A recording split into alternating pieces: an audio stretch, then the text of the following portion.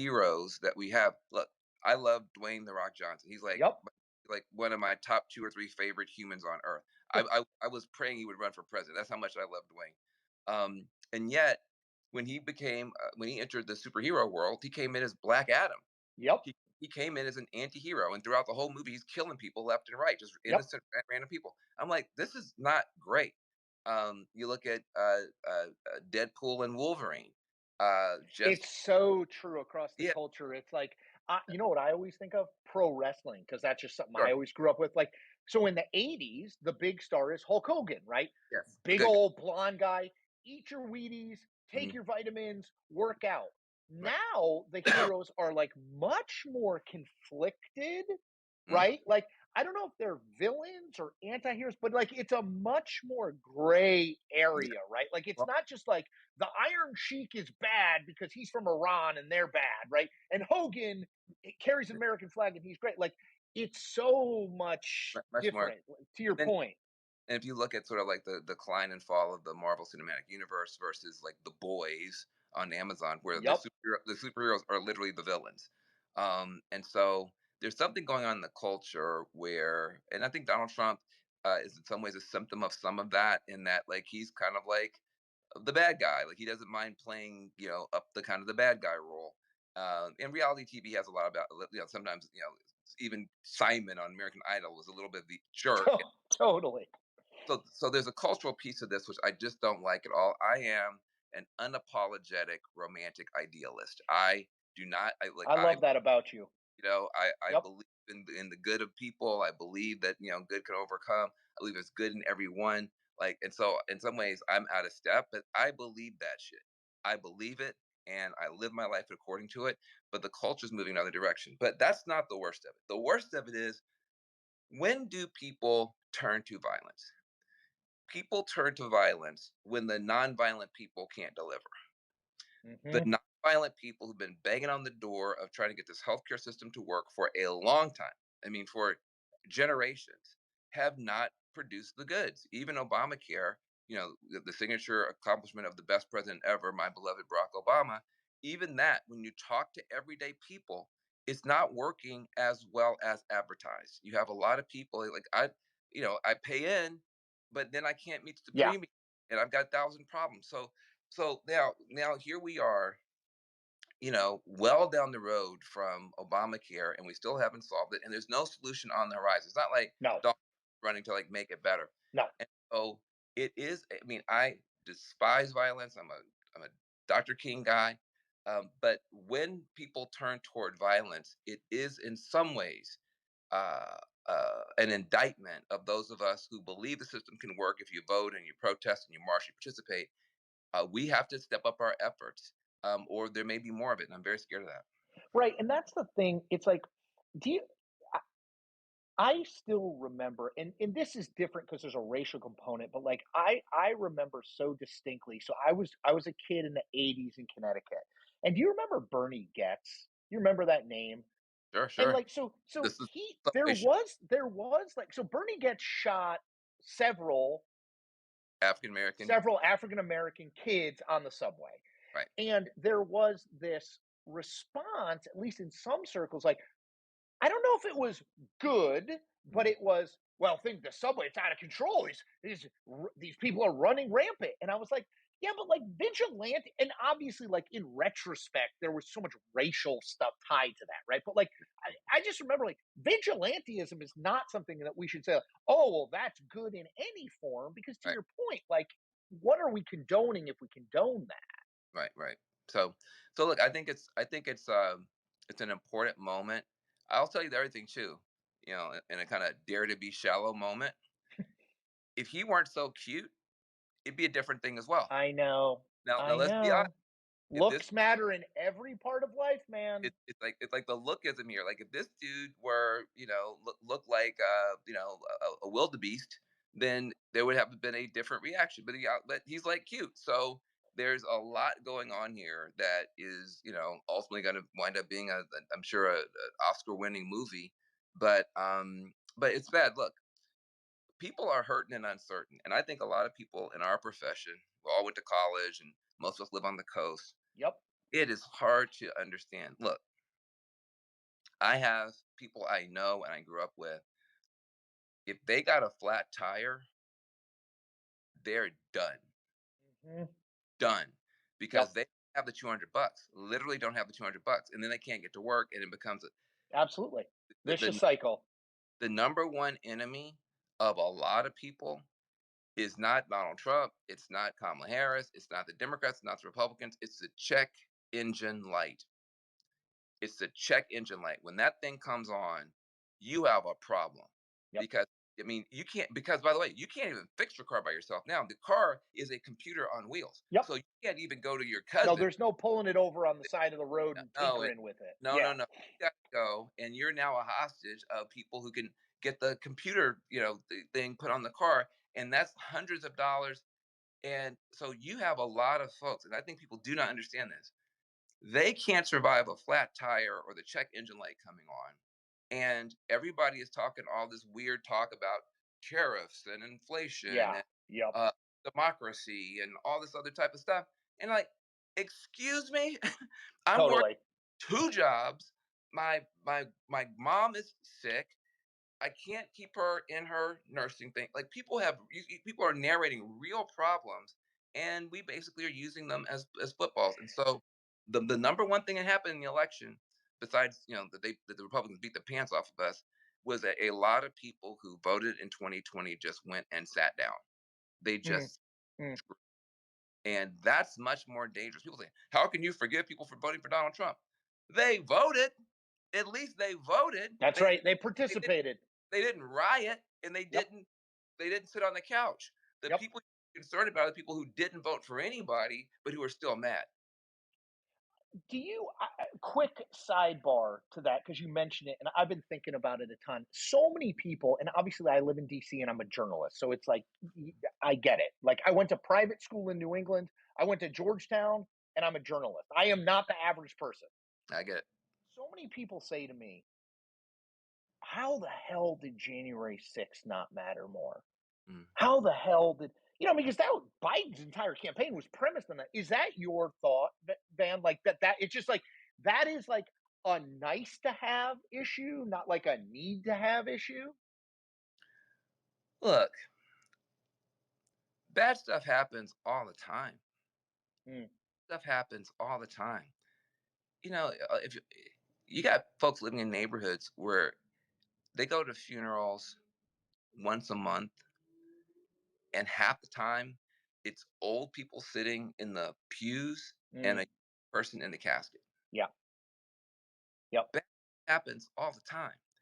And so when your actual life is on the edge of financial ruin or physical unsafety, something that happened in Washington, D.C. 3 or 4 years ago, which seemed like a bad day for those people, is not the number one thing on your mind. yeah, And I yep, just think that people have to remember that half of the country got sold on it was um, the FBI that made it happen. That it wasn't real. It was a deep state.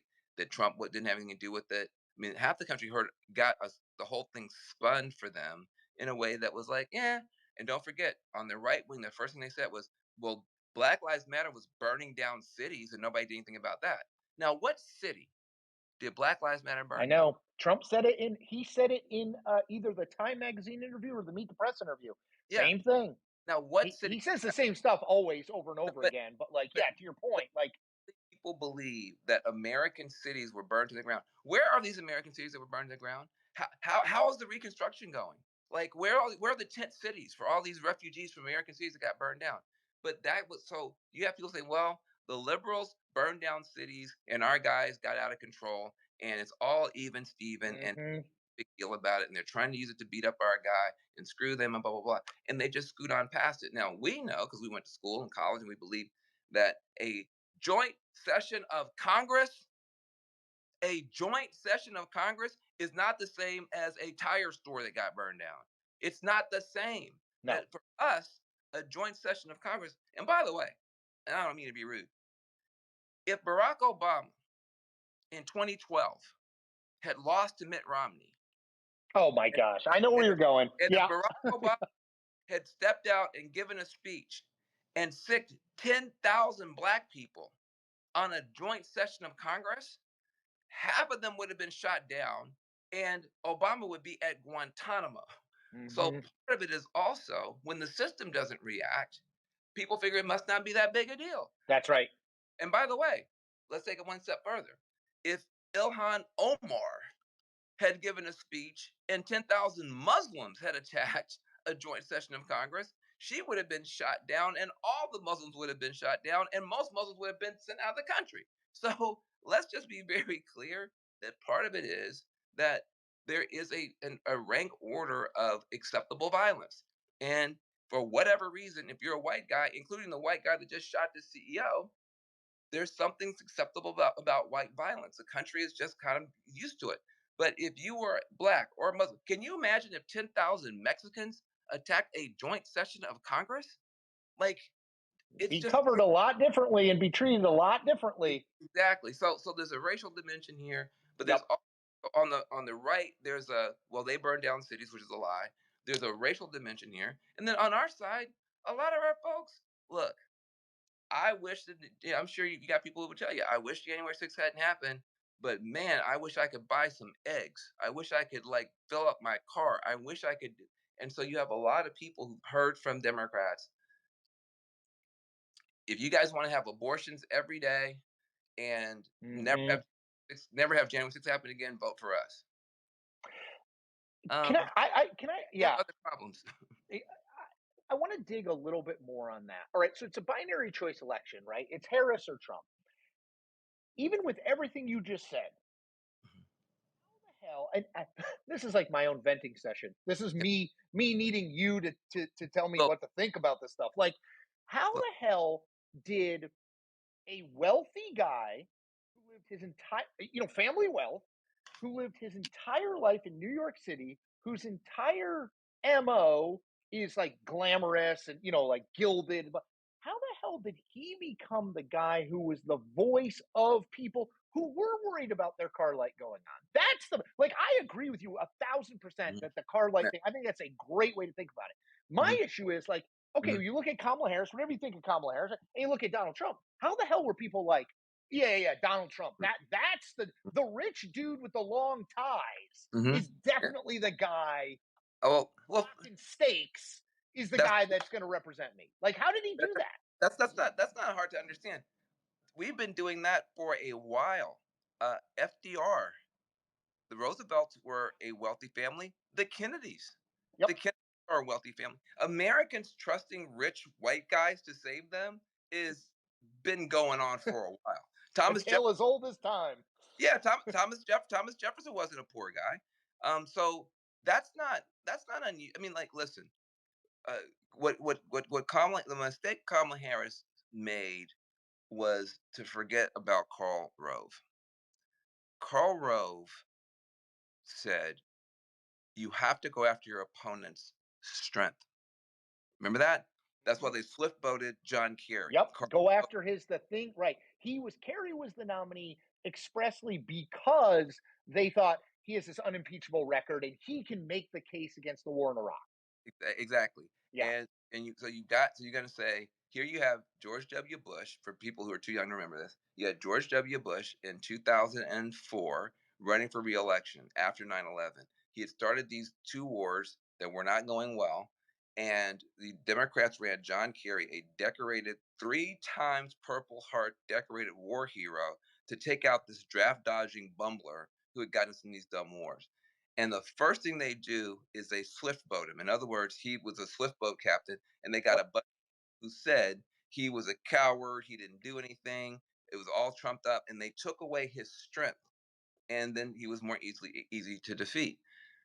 You can't just say, "Hey, I like grew up in the middle class, vote for me." That's Hmm. gonna work. You have to go after Donald Trump's strength. If I'm Kamala Harris, what I say is, you guys like I would say, especially to men, especially to non-college working men, especially black and Latin. I would say you guys like Donald Trump. You don't want to admit it, but you like him because he's a billionaire. You like him because you think he's successful. You like Right. him because Aspirational. yeah, you think he's rich. Can I tell you something? Donald Trump's a little baby broke billionaire. Donald Trump ain't no real billionaire. I'm from California. We mass manufacture billionaires in my state. We have Apple, mass manufacturing billionaires, Google, Meta. The real billionaires are from my state, and the amount of money that Donald Trump has is a rounding error for half Mm, of. If you want money, the future is not swindly real estate deals and brand deals. The future is technology. And I'm an innovation first Democrat from an innovation first state, the biggest economy in the United States. She let her state be defined by street yes. Francisco. She let Yes. herself be defined by being from Oakland. That is not going to get people who have a problem. People don't want middle class people because they're like, well, shit, you're just as broke as me. You're just as Right. Why? broke Why as don't you just elect me president? exactly. Like Right. I grew up in a middle class family. Wonderful. Who did it? How is that going to solve my problem? Is misunderstanding how voters are going to process that. You want somebody who is not middle class, who might be able to get you out the middle class or get you uh, into the middle class and beyond. And so I'm telling you, when you have people who long ago stopped talking to actual working people, they talk about working people in terms of policy. Here's a great policy for working people. But have you ever talked to a working person? Do you talk to people? And what you come to realize is people are very, very smart. People are unbelievably smart. People, when Kamala Harris gives the same answer 9 times in a row, people who are persuadable voters notice that. Hmm. Hmm. They notice that. That's that. Kamala goes, yes, I did that because I'm disciplined. No, that might have worked in an era when people couldn't literally look at the last 3 Yes. on YouTube, the last 3 interviews, Yes. same answer no matter what the question is. And so a lot of the tricks that used to work before you could Google and YouTube and Instagram everything don't work anymore. Totally. Because you can Wait, see the other thing too, just to your point, it's like I remember days when it was like the ways that you saw what they said on the campaign trail was on the evening news. There was no other way. Now yeah, it's like if they say something in 10 minutes, you can see it on X or Twitter, yeah, yeah. Instagram. Like everything's Yes. And so you have to play a different game. You have to assume that everybody, if you're a magician, everybody's seen that trick before and they know how it works and they've seen Mhm. 2 YouTube videos on it and they can frankly do it themselves. So what are you gonna do? I'm gonna push back on that and that also now that is very true. Old Diva just said that Trump has a right wing echo chamber. I'd like to get to that. But before I get to all their machinery, I do want to get to conceptually the Democratic Party establishment, the Democratic Party and progressive elite is way off. They are way off. And So yeah, I want to let me. I want to. Can I ask you? You're probably going there anyway, Van. But one of the things that I'm most interested in, like, and you've been pretty outspoken about this. I feel like we've now got two paths. There's the Democrats who say like, "Oh, we didn't really lose by that much. Like, it was like 200,000 votes in 3 states, and like, oh, he didn't even get a majority of the popular vote. He got 49.81%. And like, well, that's Tammy Baldwin won.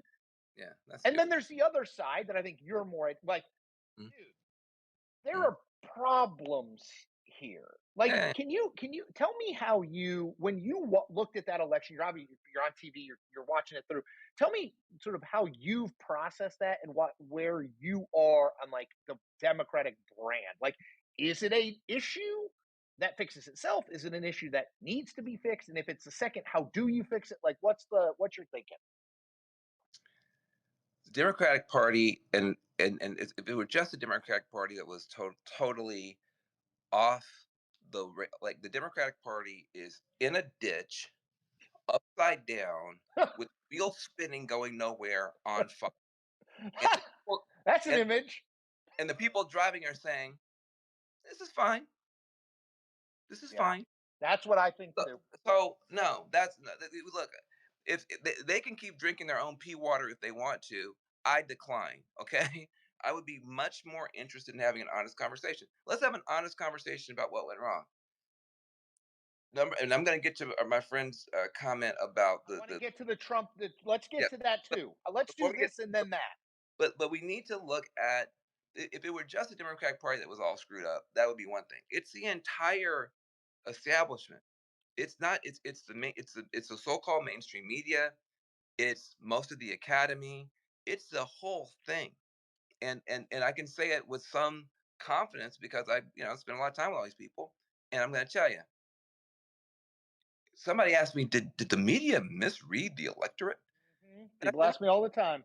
I said, hold on a second. I said, that's not even a fair question because there used to be a time back in the day, and I'm going somewhere. There used to be a time back in the day that they would cut a pig open and they would throw the pig entrails on the ground to try to read and divine the future, right? It'd be like asking, do you think that you misread the pig entrails? Like, we were so off. We weren't reading Same the universe. we weren't reading the actual electorate at all. For instance, we were using completely outdated terms and modes of analysis and concepts like swing voter, moderate voter, male voter, female voter. None of that stuff is what Donald Trump's team was focused on. What Donald Trump did, he ran a masculinist cultural movement. Mm. We ran a political campaign. Hmm. These are completely different things. A masculinist or male centered cultural movement is not the same as a political campaign. That's why everything he did, we were confused by. But look at what he actually did. He went and got certain subcultures. You mentioned one of them, the UFC fighting, Yep.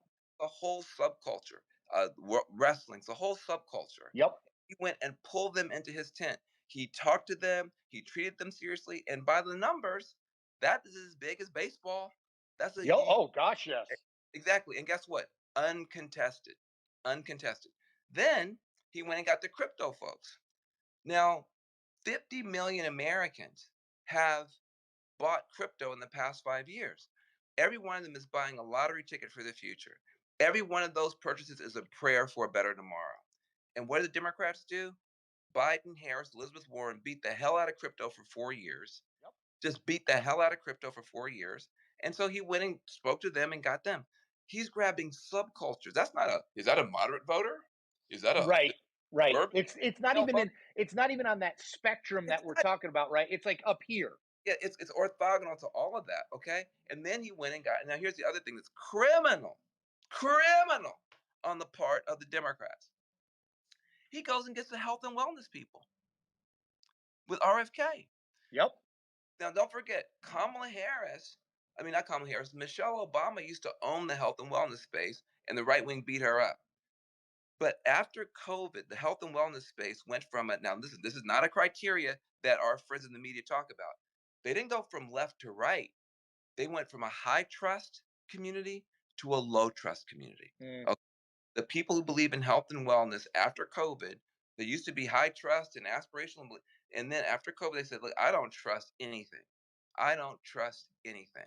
And so a low trust health and wellness culture, and RFK Jr. is a great spokesperson for that sensibility. Absolutely. Now, look at what nobody's been willing to admit. This is why these people, you can just throw them in the garbage can. Kamala Harris was beating Donald Trump coming out of that convention. Our convention was fantastic. She was beating the pants off of him until RFK endorsed Trump. Oh, that's so interesting because Click. it was totally painted as a like. I mean, this guy like ran as a Democrat. He ran as an independent. He's a black sheep of the family. It's not a big deal. You'll go back and look. Click. Interesting. As soon as RFK Jr. endorsed Donald Trump, it was over because now he has three masculinist subcultures. He has the WWE, UFC, UFC. Yep. fight people. He's got the crypto people, and then all the guys, the gym influencers, all the people who want health and wellness and fitness, and all their girlfriends who are into yoga and kale and but don't trust big food and don't trust big pharma. They all moved over, and you saw it on Instagram, you saw it on social media, and the Democrats and the progressives are sitting on TV laughing about it. And so, listen, this is over, folks. It is over. You have to completely erase the chalkboard because Hmm. even the criteria by which we were discussing the election was wrong. It wasn't that our criteria was right and our conclusions were wrong. our conclusions were wrong because our criteria was wrong. Correct. That's What you were putting the in the problem. car was the problem. What? What you were putting, the gas you were putting in the car Exactly. You put it. wasn't the right gas. You're putting Yeah. diesel in a non-diesel. I mean, literally. So you have a crisis on top of a crisis, wrapped up in a crisis, deep fried in more crisis, and these people are saying it's fine. It's fine. These no, it's not fine. It's not fine. It's not fine. You are so far away from everyday people. You are so far away from the problems of everyday people. You are sitting around drinking your own pea water and telling us it's Kool-Aid. It's not Kool-Aid. It's not Kool-Aid, and we're not drinking it. And so you're going to see a big rebellion in Mm. this against these people. Well, first you're going to see some cynicism and like a swan dive, which is what you're seeing right now. A lot of people they don't want to hear from me, you, or anybody else. They're just Nope. this. I thought Um, it was amazing that the conclusion, the like 4.5 hour podcast on Pod Save America of all the top Biden people, the conclusion was, well, we did a pretty great job. I was like, no, no, that look, was I get it. Nobody wants to say like we fucked it up. Like I get no, that, but no, but like you have to. No, no, no. Chris, look now. I told you. I believe in this stuff. I'm a romantic idealist, and when you're wrong, Chris, when you make a mistake, when you hand the country over to who you said was a fascist, you can't then say, "Yeah, well, a good time was had by all." but it was a tough race to win. No, you can't do that. Here's reality. That was a winnable race. It was a winnable race. How do I know? For We sure. were winning coming out of the convention. Yeah. It wasn't like the economy got worse after the convention. The economy got better after the convention. It wasn't like abortion access got better after the convention. It got worse or stayed the same. Nothing changed except coming out of that convention, we, first of all, didn't understand the electorate that we were dealing with. We Mm. let RFK get away and we didn't challenge him on the we let the crypto folks get away and we didn't challenge them on the issues.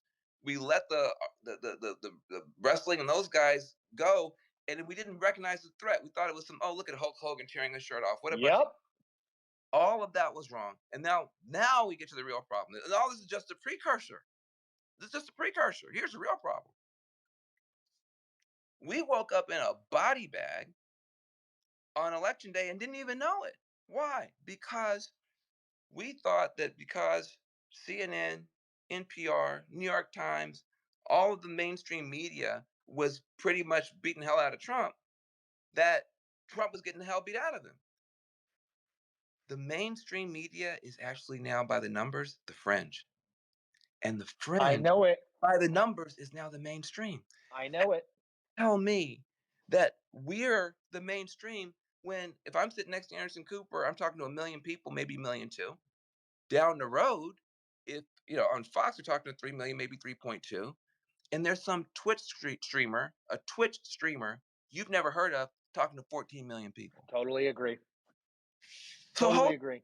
hold on a second now. The fringe is now the mainstream, and the mainstream is now the fringe. We got beat on platforms I've never heard of: Twitch, Kick, Yep. Rumble, Yep. Roblox. All these platforms sound like symptoms of somebody in the hospital. Okay, Twitch, Kick, Rumble. What is it? And they and don't let me just say this now, because the problem you're going to have now is when Joe Rogan sits down with Donald Trump, 48 million people watch the YouTube of the Yes. podcast. The YouTube. We didn't have that many people watch the debate on CNN. So, guys, get out of my face. We had the wrong analysis. We we didn't even have the conceptual framework to understand what's happening to That's us. right. You were playing a different game. I mean, basically. And if you can't start with that, if you don't know who Kai Cent is, then you don't get a chance to run politics in America. And how the hell? I know I keep asking you. It's like a similar riff on the same question, but I do want to talk a little bit about Trump, though. I think you're. I totally agree with you about the Democratic stuff. How the hell did Donald Trump figure out the mainstream media is the fringe and the fringe is now the mainstream? How the hell did Donald Trump figure out? I mean, Joe Rogan is obvious, right? Like we knew the guy had a big audience. It's not like we were like stunned, but like, how the hell was he, the 78-year-old guy who doesn't even have a computer, and still like writes handwritten notes. How did he become the guy who cracked But, the code on, to but your point, running a cultural, I don't even want to say campaign, running it's a it was a movement. cultural Look, and movement, heading a cultural every, movement versus a everybody, campaign. every one of your people knows Elon, Elon, Elon, Elon. Listen, Yeah. yeah. So, Yep. I mean, everybody keeps. I mean, the problem is you have a framework in your mind that how can Donald Trump? How can Donald Trump? How can Donald Trump? Guys, can we cut it out? Donald Trump is not an idiot. Donald Trump, let me just be very clear. Donald Trump is smarter than me, you, and Yep. all critics. You know why we know? Because he has the White House, the Senate, the House, the Totally agree. support, the popular vote. He has a massive media ecosystem bigger than the mainstream built around him and for him, and a religious fervor in a political movement around him. And his best buddy is the richest person in the history of the world, and the most relevant Kennedy is with him. This dude is a phenomenon. He is the most powerful human on earth and in our lifetime, and we're still saying, well, how was this guy we look like idiots to ordinary You're people because he you're is totally right. we I, look I like remember I remember looking. This was like a week before the election, and it was like a they had like made up. And by the way, we haven't even talked about the memes and how well they do on the internet and all that sharing. But it was like this picture of RFK Jr., Dana White, mhm, sure. Trump, and Tulsi Gabbard, and it was uh, like uh, this Joe, is the Joe Rogan, all former Democrats. and it was like this is the Republican Party. And I was like, no shit, like that is I mean, like that's But a coalition where you're like, okay, that's something. Like that's got it's to your point. It's got a little something for a lot of different people. And we're still looking at it as like moderate versus conservative, Republican no, none versus of that doesn't Democrat. work. You know what I mean? It's like all that We stuff. listen. What you when you're dealing with omni crisis, all of the everything starts to kind of come apart. All of the old conventional ways of. I hope you can hear me. I Uh, got you. um, all of the conventional ways of thinking and seeing or whatever have to be challenged. And what you have is everybody's a little Donald Trump. He's like a big dummy. He's a bunch of idiots around him. That's just a lie. That's not true. He's not a big dummy. He doesn't have a bunch of idiots around him. Just because we don't understand it doesn't mean he's dumb. We don't understand it, that means that we're dumb. Like It's so true. You're so right. Well no, said. the first thing that we have to acknowledge is we got beat by something that we don't understand. And all these liberals wandering around and going, oh, I just don't understand. Well, maybe because you're dumb and he's smart. Try that on. Because then suddenly you're going to have lenses to say, how is he smart? How am I dumb? Not I know he's dumb. Why are these voters also dumb? Like That and that's that's the thing that I see still to this day. The explanation from the left is not everybody, certainly not you, but so much of the explanation is, well, I mean, voters, these people are just stupid. And I'm like, voters are man, dumb. that's not going to work. Hey, Like well, that's like even if but that, you think that, that's not a political message. that's Everyone who you 77 million people are stupid. but that's is but the it's the listen. Here's we thought there's hypocrisy in both parties. People, oh, Van Jones is making false equivalents. I hate it when he does that. I'm not making false shit. Listen to what I'm saying. See if this maps onto reality. Both of these parties are deeply flawed. Ask American voters. It's below 20% approval for both of them. So the Republican Party is flawed in that it claims to be the party of Lincoln. It claims to be a radical anti-slavery party in its origins, and it's about individual liberty and limited government, which is all wonderful. But they also have a bunch of white nationalists in there. Yeah. Okay, so that doesn't work, Republicans. That is terrible. That is a huge hypocrisy, and we thought that hypocrisy was going to blow them up. That you cannot have a party with white nationalists in it. It's going to blow them up. But what we did notice is our party also has a fatal flaw. We're also hypocritical in a different way. We're supposed to be the party of FDR, the party of working people, the party of everyday folks. But also, if you don't eat a bunch of kale, go to yoga classes, and have a college degree, you can't come to these meetings because you're going to say something wrong and get corrected and be That's humiliated. exactly right. So the elitism in this working people's party blew us up. And it is persistent. It is persistent. It's always that we're smart and Trump is dumb. It's always that our voters are good and his voters are bad. It's elitism. It's arrogance. And how does it show up? It showed up with this despicable bunch of data dummies that ran this campaign into the ground. You couldn't talk around Kamala. I know Kamala. I love Kamala. I'm talking about her campaign. You couldn't tell them anything. You couldn't talk to them. You couldn't even find them. And when you did, they knew everything and they had their data. And I tell these people, you got data. Data don't vote. Nope. Data don't vote. And you can You make don't- data say anything. I you can mean, make we know data. that. You can So pick a number that tells you what you want it to tell you. and so listen, until we quit insulting Trump and Trump voters. Look, Trump's going to do some terrible stuff. We'll fight him. But until we stop assuming he's an idiot and we just are waiting for everybody else to realize it and realize we're the idiots, we lost. We lost. So we have to go back in the locker room and we have to sit down and figure out how in the hell did we get beat? And when you look at it closely, man, it's the arrogance, it's the elitism, it's not respecting people, it's not listening to people, it's not assuming that the voters are smarter than us, that they're our bosses and we're supposed to listen to them. We're not their professors, they're our bosses. And so just the whole thing has gotten way off. And I'm going to tell you, we'll have another chance because fundamentally we had a change election 2016. Hmm. We had a change election 2020. We had a change election 2024. We'll probably have another change election. I'm not saying that these guys know how to govern. And I'm not saying they're going to address the actual problems of real people. But what I am saying is, um, it anybody who tells you that it's no big deal that we lost literally everything you can lose in American politics. If you rewind the tape, and 3 weeks ago, 4 weeks ago, 5 weeks ago, they were saying if we lose, it's fascism. They are wrong both directions and should be never listened to again. They were wrong. They overreacted to the threat of Trump and set their hair on fire, and now it's all fine. That means you have no credibility on Right. either side and should not, never be listened to again. What do you do? I want to let's do about 10 more minutes, man. And by the way, for everyone who's And joined us, Daniel, yes, we are idiots because Donald Trump beat the pants off of us, and you explain me how we're intelligent geniuses and this sort of stuff and get beat this badly, then I'll take it back. But in the meantime, we're idiots. uh, I love it. If you do not subscribe to Van on Substack, just go do it now. Just go knock it out and do it. Just support him. Okay, I got Donald Trump in whatever 38 days or something like that. It's going to be president of the United States. It seems what I'm hearing is from you, and I want you to tell me if I'm putting words in your mouth. You're saying a bunch of stuff, bunch of interesting stuff. But one of the things you're saying is, I think Democrats focus too much on, oh man, can you believe Trump?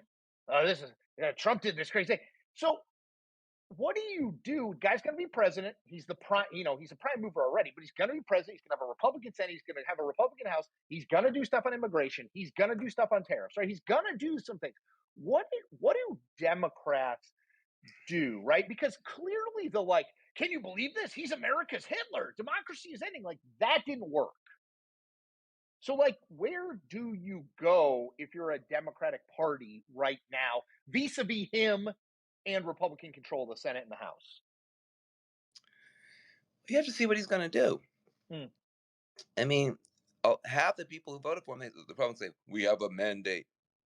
Half the people who voted for him because they thought he was lying about half the stuff he said. Like, okay, what kind of mandate is I know it's unbelievable. it's like he said, I'm going to put all my enemies in jail. I'm going to do all this stuff. People, he's just talking. I'm going to vote for him anyway.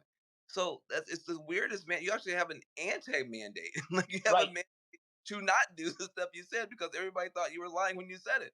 So now we don't know what they're going to do. Yeah, old diva is correct. So I think we don't know what he's going to do. But here's what we do know. We know people are going to be hurting and uncertain no matter what he does because the economy is getting torqued by AI. It's being torqued by a climate that's out of control, the weather. Like we have 16, 17, $1 billion weather disasters this past year. That's unheard of. Absolutely. There's a lot of stuff that's happening in ordinary people, everyday people's lives.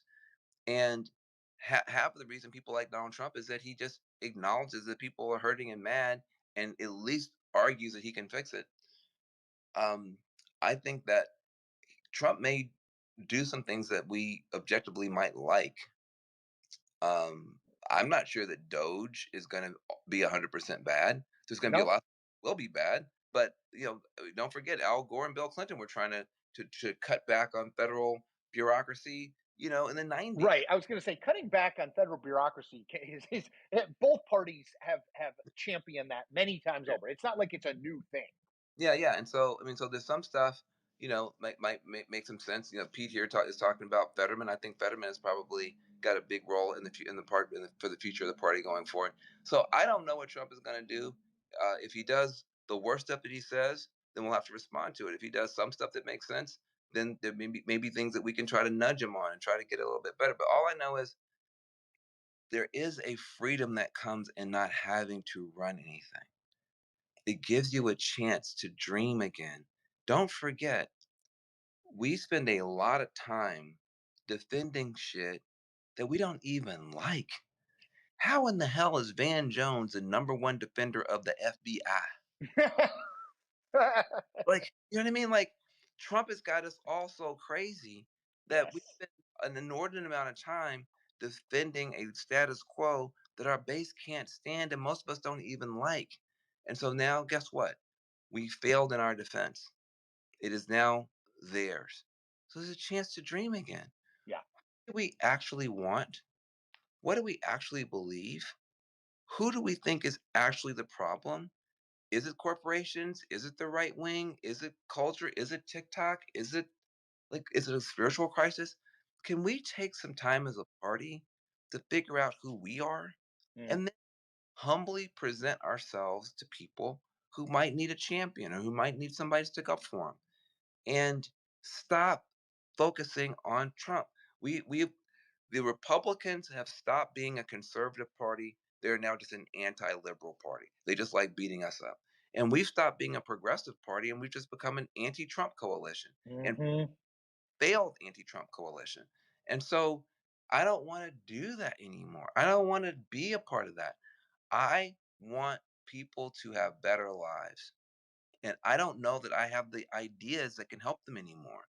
So I need to go and listen to people and understand what they're going through and what their problem is. And and then from there, maybe we can co-author something that makes sense. But in the meantime, we have no idea what Trump's going to do. It's been the next 38 days worrying about it ain't smart. I would encourage everybody read some stuff that has nothing to do with politics. Contact your friends from high school and college who you blocked on Facebook 7 years ago and see how they're doing. Don't talk about politics. Just ask how their lives are going. Reintegrate into American society. Get out of the anti-Trump bunker. It's been overrun.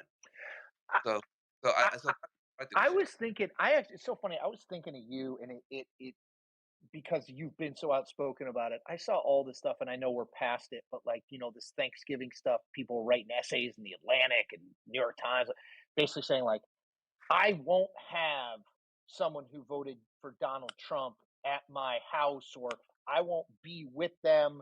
And because if they don't believe in misogyny and racism, they are they're instrumental in doing it, so it's the same shit, doesn't matter. Like, I can't invite those people. And I was like, man, that feels to me like literally going in the exact wrong direction. Yeah, yeah. Look, that's silly, and people need to do that for whatever reasons. But that would suggest that your algorithm has taken you way away from Yeah. reality. Yep. Yes, if you think that when you look at your phone and you see all this stuff, that somebody else is looking at their phone and they're seeing Donald Trump as a fascist, they're seeing Donald Trump as Hitler, they're seeing Donald Trump being an enemy of black people, they're seeing Donald Trump being an enemy of women, and then they're going to vote for Donald Trump. That's not what's happening. That's not what they're seeing. Seeing something completely Yeah. different. Yeah. Now, if you showed somebody all those things for 4 years and they really believed it and still voted for Donald Trump, then you might have a problem. But we're not even in the same algorithmic universes. Nope. And so you have to remember that we're all the victims of our phones. Somebody 6 years ago, you 6 years ago, uh, search for yoga pants or search for something liberal, and you watch some documentary and that was about some liberal shit, and then the algorithm figured out, oh, this is a liberal, and ever since then they've been giving you what you want. You're not getting information from your phone, you're getting endorphins from your phone. Yes. Meanwhile, your cousin or somebody you went to college with ordered cowboy boots or went and hunted for for a gun or And they're in a total in yep, years they've been getting yep. something completely different. So now, are they right? Are they wrong? I don't know. That's not the point. The point is, can we have some grace? The point is, can we have some Totally agree. The point is, can we actually assume that maybe we don't know every damn thing? Can we assume that maybe we need each other? Can we stop feeding what we're fighting? We don't like intolerance. Can we stop becoming what we're fighting? You know the two words you never hear anymore? The tolerant left. I I always say it's not free speech if you're not tolerant of people who disagree with you. That's not how free speech works. It's Not the how it exact works. opposite of that. Yeah. And the whole thing of like, we need to leave Twitter. We need to leave these spaces where there's Trump voices. Again, like that feels to me, you are further, to your point, you are further walling yourself off from what 77 million people supported. I said this before the election. Said I don't know if Trump's going to win or not, but he's not getting 2% of the vote. Like, this is not a fringe coalition. This is not Lyndon LaRouche. You know what? Like this is a big chunk, and he got more than I thought he would. But the point is, this is 77 million people. Are all 77 million of those people racist women haters? No, and I think that the great advantage I have in politics is that I actually have a religion that's Mm, not like I'm a progressive Christian. correct. I'm an MLK, unapologetic, Dr. King, progressive, social justice Christian. So I have a religion. So I don't have to make my politics into my religion. That's So exactly it. and so I don't have to it's okay for me to say the Democrats suck sometimes because it's not my identity is not so bound up that that feels painful for me to say. In fact, Democrats suck a lot and Republicans suck a lot. I just would rather be in a party with a bunch of elitists with good hearts than be in a party that is allowing white nationalists, which I don't think the white nationalists do have good hearts, and there are white nationalists in that party. Not all of them, but listen, one little turd in the Kool Aid bowl, I don't want the Kool Aid. So, and so but that's my choice.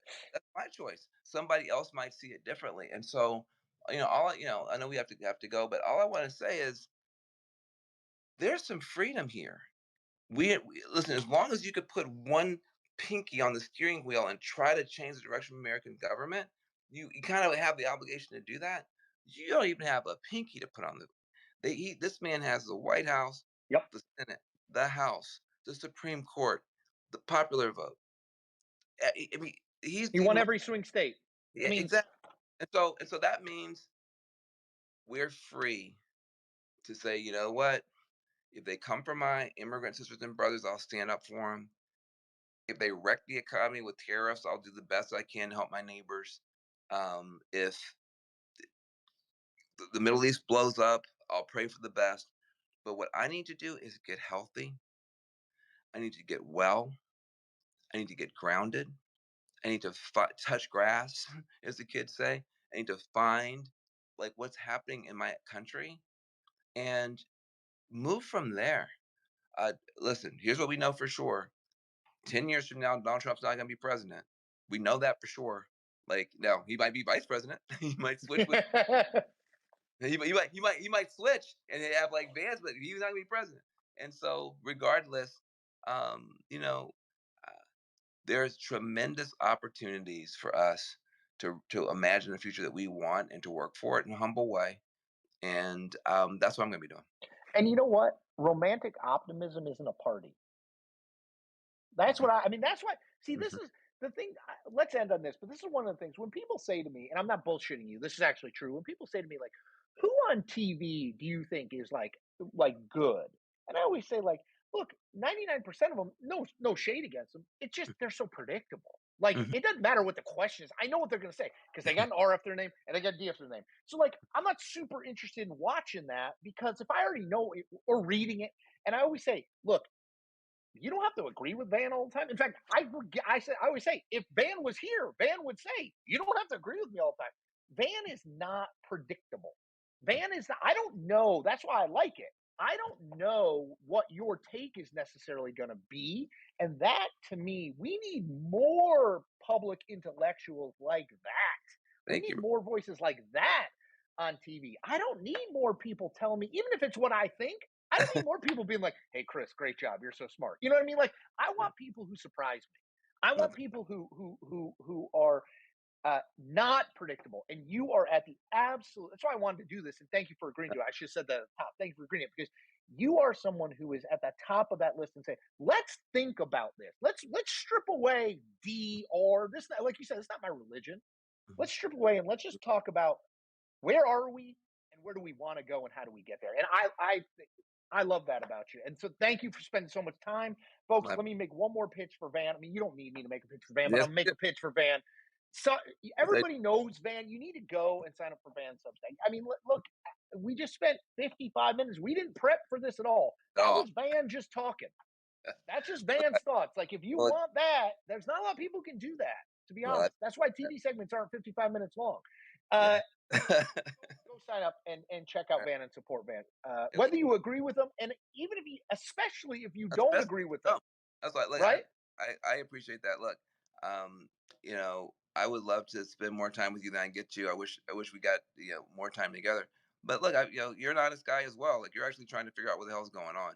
And I think that we do have a world now where there's a business model of just tell them what they want to hear and Totally true. And say I the see it more now in the independent world than I saw when I was at mainstream media. I yeah. always say, if people say, "Hey, you want to start something?" I say, "Be as pro-Trump, predictably pro-Trump, or predictably anti-Trump as possible. That's how you make the most money." But that's not who we are. You can't be something you're not. No, and I think at the end of the day, um, I think it matters the national conversation. I really do. America is just a conversation. That's It, it. it's not a race. It's not a religion. It's not even a landmass. It's a conversation about how we go, how we the origin is ugly and unequal. The founding reality, ugly and unequal, but the founding dream is we hold these truths to be self-evident, all are created equal. So you have this ugly founding reality and this beautiful founding dream. And America's just a conversation about how you close the gap between the two. That's And it. it's and to be in that conversation and to be able to have a platform and to be able is the biggest gift any human can have in 10,000 years to be a part of this conversation.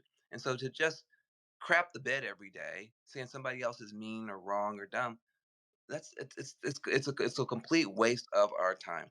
And so, look, I appreciate getting a chance to do some of this stuff with you. Like to your point, they would have never turned us loose in mainstream media to have this conversation for an Nope. hour, but we could do it again in January, and we should. Hell yeah. All right, dude. All right, Thank brother. you. Take care of yourself. Be well. All All right, right, y'all. peace.